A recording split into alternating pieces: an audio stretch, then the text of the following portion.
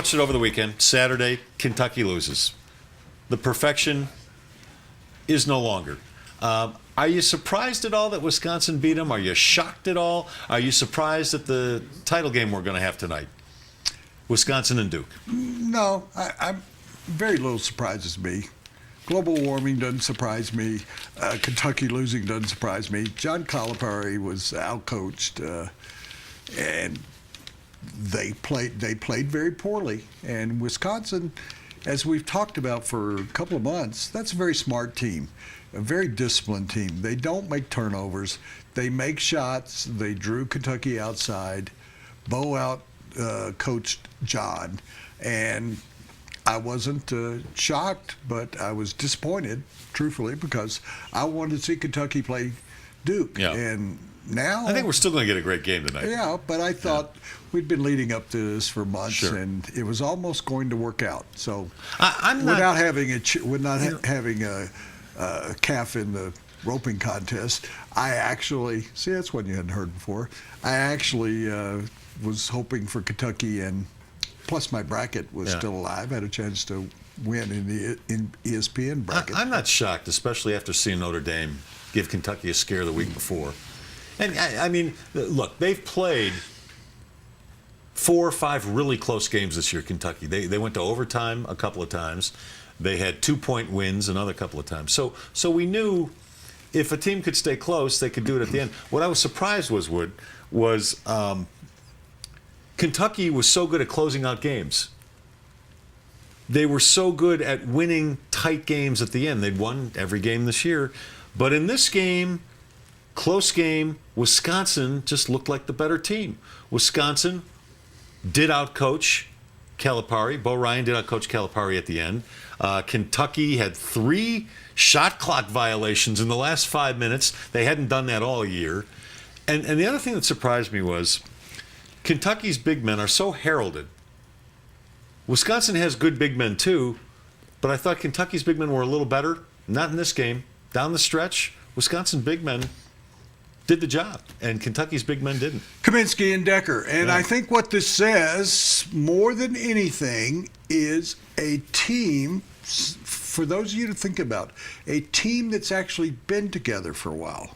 Yeah. Decker's a junior, Kaminsky's a senior. That made a difference when it got to be a tight game between 2 rather equal teams. Yeah.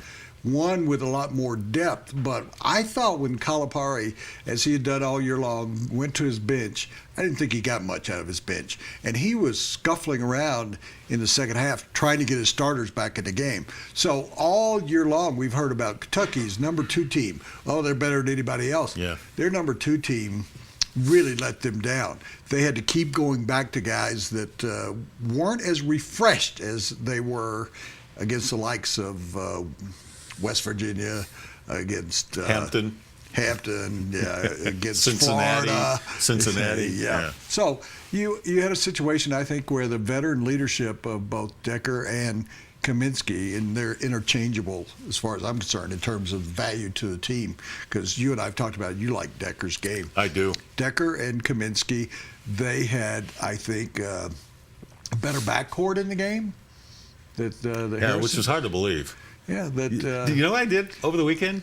There were people writing about how Decker was such a clutch player in high school. I went and looked at YouTube. He played in a championship game, a state championship game in high school, where they were down by a couple of points. He gets the ball in his hands. He goes down court. He throws up a wild 3-pointer with about 2 or 3 seconds left, and it goes in, and his team wins the state championship, and he did it again here on Saturday. Yeah, I just thought, again, the 2 big men did a great job of pulling out the Kentucky big men. Yeah. Which we knew they would. Yeah, I mean, we had talked about that, but they did go out there. They didn't stay around the basket where they belonged. I mean, I think that they would have probably been better off with some kind of zone defense or zone matchup. Were you as aggravated with the refereeing as I was? I thought it was crappy on both sides. It was horrible down the stretch. Horrible. I've maintained for years, and I don't want to go too far away from what you're talking about, but I've maintained for 35, 40 years, going back to working with Irv Brown, that college basketball officiating is the worst officiating of any sport. Incredibly inconsistent. They make too many calls that, first of all, they hesitate on. You've got to, as Irv told me, and I'm sure everybody knows that Irv worked a number of Final Fours. Irv says, even if the call is wrong, you got to sell it. Got him on arm, got him on arm. Well, and I don't like the college rule where when the ball goes out of bounds, they put their hands straight up in the air. So now they're thinking about it. Rather than reacting, then they bring their hand down and go this way. There were a lot of out of bounds calls that were totally wrong. I think if you consider Major League Baseball, NFL football, college football, go through it, hockey, everything else, that there's nothing that comes close to how bad officiating is in college basketball. Yeah, that Kentucky game was terrible the other day. Hey, first segment brought to you by the Harmony Foundation.